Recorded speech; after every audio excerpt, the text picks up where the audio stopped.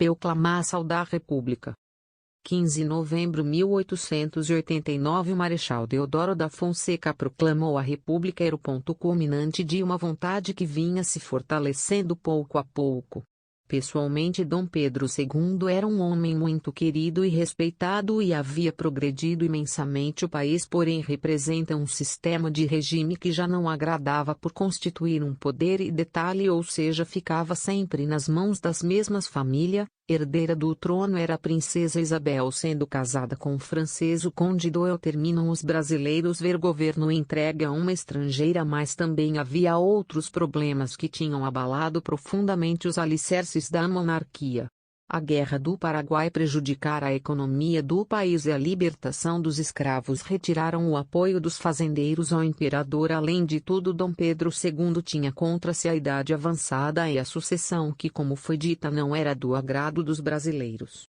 O ideal republicano entusiasmava os homens cultos da época em que se inspiravam nos exemplos dos Estados Unidos e da França. Desejavam dar ao país um regime de igualdade onde os governantes fossem homens, o povo que respeitasse o povo e escolhido pelo povo para um período determinado.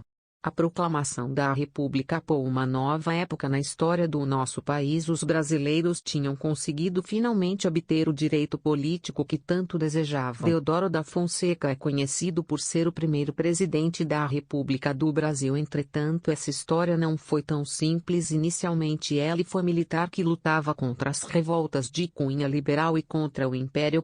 Ainda antes da instauração da nova forma de governo, Deodoro ainda parecia reticente com as ideias republicanas. Consequentemente, entender a vida de Deodoro da Fonseca quer uma chave para corresponder esse período na história brasileira.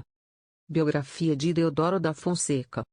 Manuel Deodoro da Fonseca nasceu na cidade de Alagoas em 5 de agosto de 1827. Ele foi filho de um militar, Manuel Mendes da Fonseca Galvão. Seus irmãos também tinham carreiras no Tony Hermes, Ernesto, Pedro e Paulinho e João Severino na política. Deodoro da Fonseca foi matriculado na Escola Militar do Rio de Janeiro em 1843 e em 1945 tornou-se cadete de primeira classe. Por ser filho de um oficial superior na condição de militar, participou de diversas pressões contra movimentos liberais, ou seja, aqueles que revoltavam contra o Império. Ainda participou ativamente da Guerra do Paraguai. Em 1869 foi promovido como coronel por atos de bravura na batalha. Desde então foi acumulando diversos cargos, como de quartel-mestre-general de comandantes das armas da província e em 1886 presidente do Rio Grande do Sul. Em 1889, quando era organizada a derrubada do Império, Deodoro foi convidado a liderar o movimento. Apesar de ter dúvidas quanto à instauração da República, ele aceitou. Além disso, houve um acordo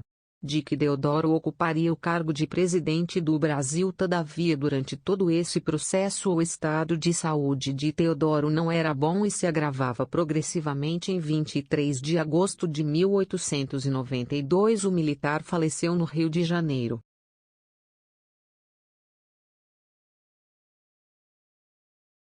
Sete curiosidades sobre Deodoro da Fonseca.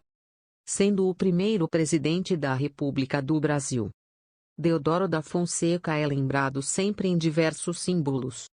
Conheça alguns deles e aspectos da vida do militar que não foram mencionados. 1. Fazia parte da maçonaria e foi grão-mestre. 2. Sua vida foi material para uma minissérie, República.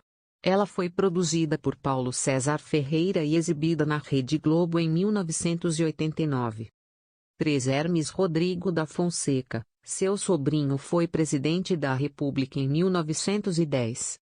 4. Na moeda atual de 25 centavos, a inscrição da imagem de Deodoro da Fonseca. 5. Sua doença tinha relação com questões respiratórias. 6. No Rio de Janeiro, existe a Casa Histórica de Deodoro, um lugar em que foi habitado por ele e se tornou um memorial. 7. Em Alagoas, há o Museu Deodoro da Fonseca.